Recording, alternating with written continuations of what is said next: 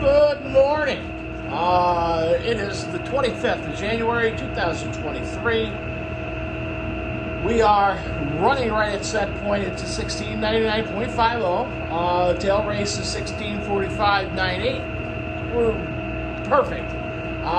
We're only putting out 550 kilowatts between both units, but that's because the river flow is down. That's to be expected. Looking at getting a substantial snowstorm today. They're calling for 7 to 12 inches, and already they're beginning to close some schools down at lunchtime. Send kids home early. It could be significant. We'll see what happens.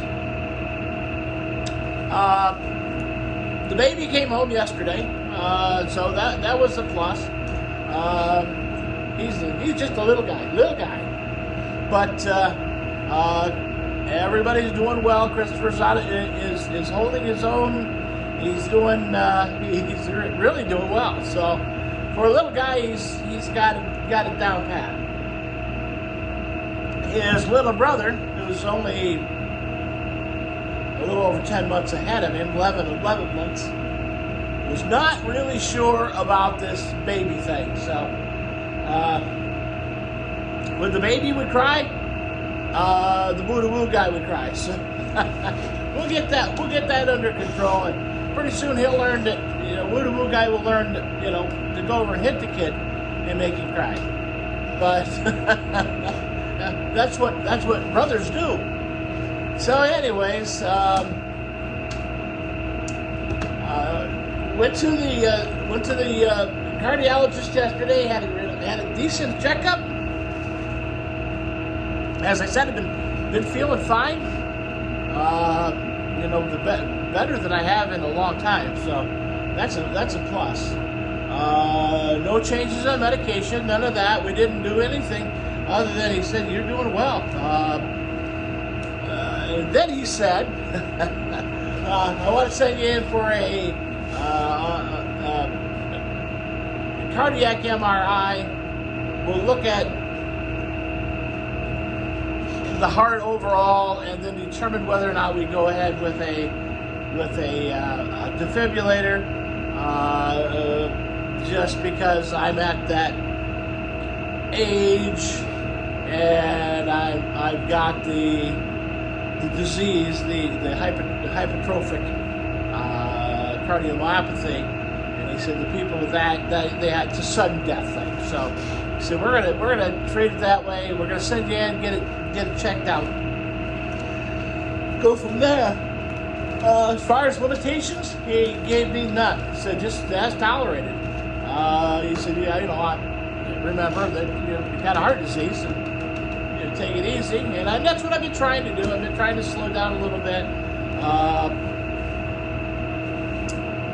Things are changing quickly in the plumbing business. I've got help coming. Probably a month away. So we'll wrap up these next couple big jobs. Then going into the next bigger ones, I have help. So that'll be nice. And Lee helps me now, and he is good help. He's a good gopher. And Donna's been working with me to pull cable and stuff.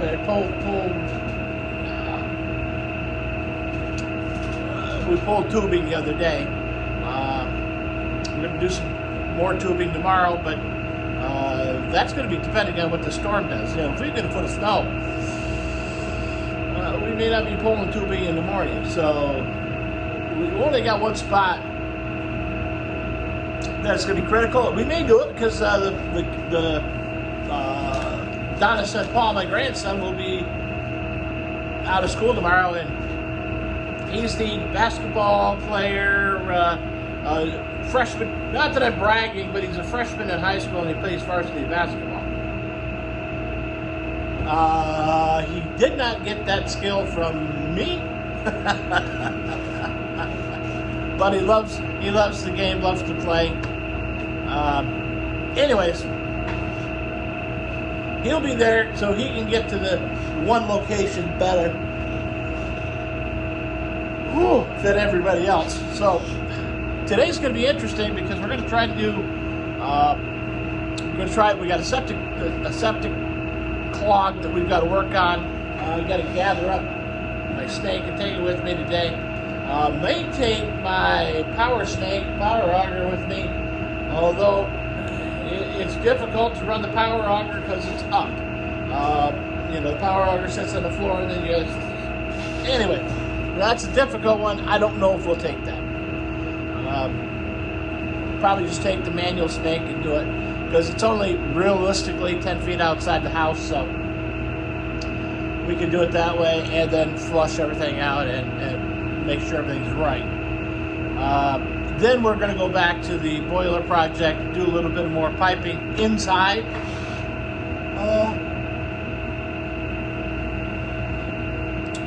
Daniel's going to work with me tomorrow on some of that, so I can turn him loose and say, okay, I need these ends put on. The ones that we put around here, we need to get those on, get that together. The blanks, we need to get the blanks over there, and so we may do that. We're going to do that today. We're going to get there. But we'll get this done, get this set. I do have a project that I've got to get out to Morehouse and do that electrical project. So we're going to play that one by ear. I may end up having to do that on Saturday. I don't know. Which is all right. I don't mind. Yesterday, went up to, after I got back from the cardiologist, which is down in Amsterdam, it's an hour away. Got home from there, went up to Indian Lake, 25 miles north, 32 miles is what I ended up with, complete 32 miles to the job. Went to that job. I had to change a circulator because the circulator was acting up. And surprisingly, it's a new 015 E, so it's a high efficiency, bigger circulator, a little bit more head. But we took it off, we changed it, put a 007 in its place. Did a little bit of wiring there. The problem there is in the relay board, relay control. It doesn't have they want to run Wi-Fi thermostats like everybody thinks they need. So to do that, you've got to have a C wire coming back from your thermostat to make it control. Now hear me out. Most transformers in those relay boxes are not capable of running those continuous loop Wi-Fi thermostats. They don't have the power. So at one point we added another, basically a bolt-on coil, so we could run that extra one, run that extra wire. What it was doing then was backfeeding through the system, creating a havoc with the two. So I told the homeowner, who's a scientist and he understands all this stuff, that we really need to put the right one in, the right board. The board that he has is an older Arco board. It's probably 25, 30 years old. And I said, for $150 we can upgrade it. $150 for the board, and we can upgrade the thing and then have that C control wire run as many Wi-Fi thermostats as you feel you need. So he agreed to that. So we've got to get one in common, which will solve the problem, solve that issue. Yeah, sometimes those Arcos will start to, they'll get to the point where they'll just click back and forth, click, click, click, click, click, click, click, click, and that creates an issue. It's just one of those things. I mean, you could try to figure it out, work it around, but it's just easier to just do it the right way the first time. We already have a 5-wire thermostat wire to it, so it's got 5 functions instead of the 2 that the Arco liked. So you know, we'll be good enough for that. Anywho, after that, well, actually, it was why I was at the cardiologist. I got a call about the house that we had a bad coil. We got a bad coil on a transfer switch, and so we had to manually put it back in. Blah blah blah. So I ordered a coil. Coil isn't here yet. You know, they ship in mail, so you know it takes 5 to 7 days before they even get it here. Anyways, that's coming. But they called yesterday and said only half the house is running. I said, well, that doesn't make any sense. Something else is wrong. I said, call Dick. Dick is the electrician. I said, call Dick and see what he thinks. They have him test the incoming power and see if it's something external coming to us. It was. Outside the house, they have where the meter is, it's on a pedestal. So the meter's on a pedestal.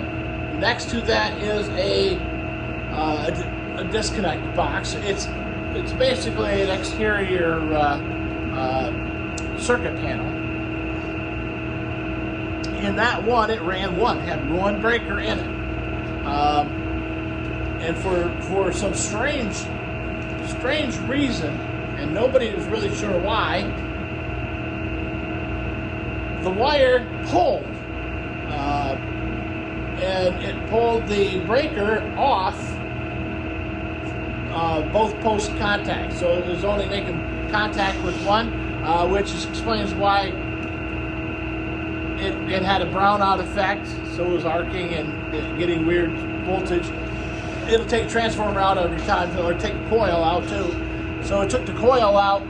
Now we know why the coil burned out, but you know, and mine was like, the coil's bad. You know, coils go bad. There was a brown mark on it. I was like, we'll put a coil on it because we weren't having any other issues with anything. So going back, what we're probably going to have to do is put a splice. They've got the splice block on that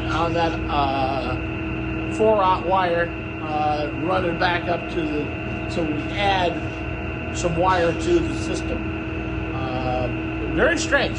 Usually when the frost heaves, it will heave, the pedestal come up, or the pedestal won't move, and the ground will come up. So with the ground coming up, that makes the wire, pushes the wire, and collapses the expansion joint. So it pushes the wire up, but it's pulling for some reason. And I don't understand all that, why.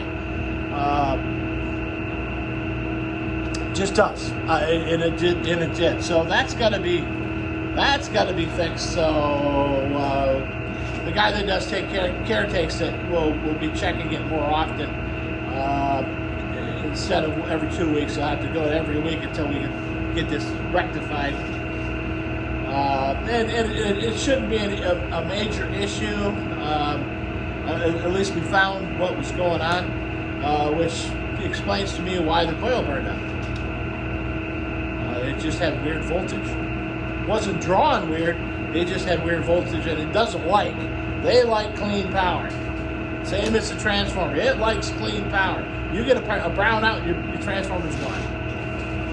Anyways, let me go ahead and take you outside. We'll kind of look and see what's going on. It's still a little bit dark out there. It's even though it's later, it's you know, it's just because there's clouds. Cloud cover's bad. I did call yesterday to the company that was plowing, and it's the same contractor that had been working with us doing other projects. And I said, "You want to buy a tractor?" His reply was, "You want to buy a business that comes with tractors?" I said, "No, I don't need your extra headaches. I've got one of my own." So we're not going to go out there getting ready to do. Maybe we can get out there. Let's take a look. Let's see how it goes.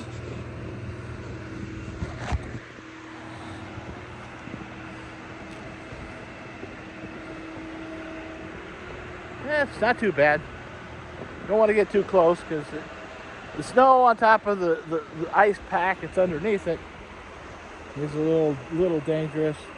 But you can see the rocks are now sticking up out of the flow where it should be. I mean, it is that time of the year where we are well above what we have been in the last few years. So this is about normal. Might be even a little high yet. So, but interestingly enough, we aren't froze up yet. So, and I don't know. I was talking to somebody else, and I said, well, my customer up in Indian Lake, who was the lead scientist on the Antarctic expedition, he was the guy that found the South Pole every year. Because, believe it or not, it does move. Finds the magnetic South Pole. Let me rephrase that. Anyways, he said that it probably won't freeze up this year. He said that, usually by January we should have, everything should be iced over, blah, blah, blah. And now we're getting into the time change where everything's supposed to be starting to warm up a little bit every day, longer light. And I have to agree with him that we are getting longer light. All right. See my snow pile. So I did call and have give them a high alert on the plowing. So I told him, I said, you may want to send Al down. Al's the guy that does the plowing. He does a fantastic job, just a superb job. And I said, was able to make a pass up and a pass down. Chickens have been out there, and they're back in. They're like, nope, we're not standing out there today. That's dumb. But Al has plowed this for 20 years. So I said, you may want to send Al down because I haven't really been able to even clean up because I got the flat tire up on top and was able to make a pass back down through, and so Al came down. It's like a super highway through here. He does such a good job. The story behind the story on the tractor, we were talking about how we can save money, and we were looking at the overall budget to start with. About 6 years ago, probably now, maybe 7. We were talking about what we can do to lessen the burden, the economic burden, because at that time we weren't running real good. We didn't have a good business base for sales, meaning that at that time we weren't net metering. And we did some brainstorming, and one of the things we came up with, we were looking at our last year's accounts and back then, and we had spent about $7,500 on plowing plowing the driveway. And I made the comment, and I should have kept my mouth shut. Well, if we had a truck, I could plow the driveway. Get the driveway plowed, do that, and we'd take care of it that way.